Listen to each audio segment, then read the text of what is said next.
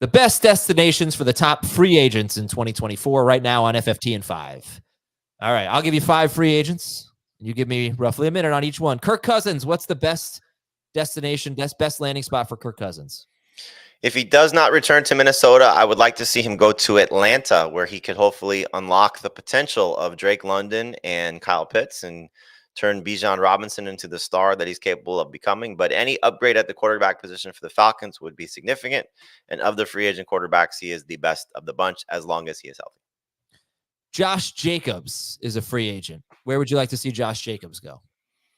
I think the two destinations we talked about on the full length episode make the most sense. The Cowboys, I think, is going to be the prime landing spot for a lot of these free agents. But Dave brought up the Chargers in terms of Jim Harbaugh going there and what the running style and offense that they should be able to use with Greg Roman will hopefully allow one of these running backs to be successful. But also, if he stays with the Raiders, we saw how good he was when Antonio Pierce took over.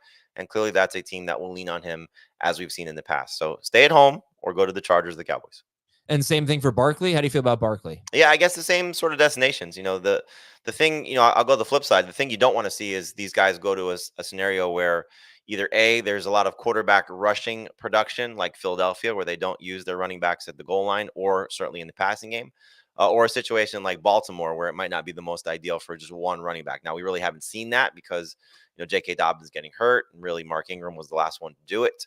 So maybe it's not fair to say Baltimore, but I think just in terms of, Barkley and Jacobs, the Cowboys, the Chargers, maybe Minnesota, would be some ideal landing spots. Houston, for sure. If they move on from Devin Singletary, any of these offenses that are on their eyes and would give these guys a chance to do everything on all 3 downs. All right, Mike Evans is the top free agent wide receiver. I guess I shouldn't say that. Just we expect Higgins to get franchise tagged. And Michael Pittman just seems like the guy they try to lock up long term. Maybe Evans, of those 3, Evans maybe has the best chance to move on to a new team. Where would you like to see Mike Evans go? I'd like to see him stay. I think just, and given the opportunity, he's in a little different situation because of the longevity, so he's been with this team. Maybe it's just, romanticizing of the fact of him wanting to, finish a career with the Bucs and maybe get another couple 1,000-yard seasons, cement himself as a Hall of Famer, because I think he's got a strong case.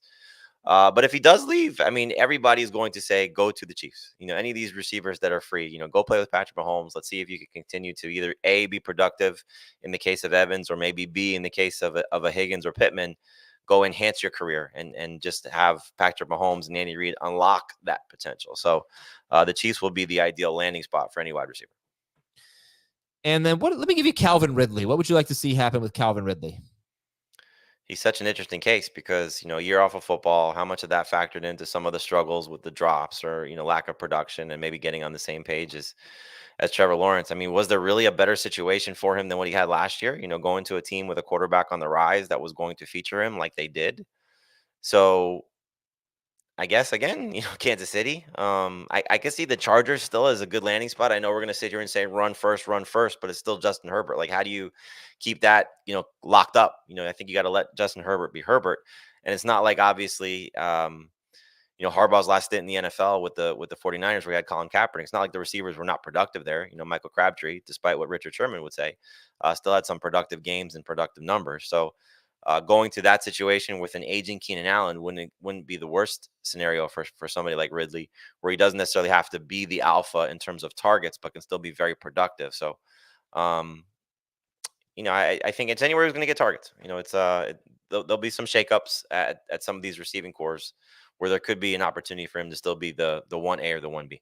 You think the Cowboys are going to be in on a wide receiver? They are currently in a little bit of salary cap hell, but would you like to see a receiver go to the Cowboys, be a number 2 there? Clearly. And if you're just talking about be a combination of Brandon Cooks, Michael Gallup, Jalen Tolbert, don't take away too much from CeeDee Lamb and Jake Ferguson. But there's definitely an opportunity there. And Dak Prescott has proven he can support 3 guys, not 3 guys as number 1s, but a number 1, a tight end, and a number 2/3.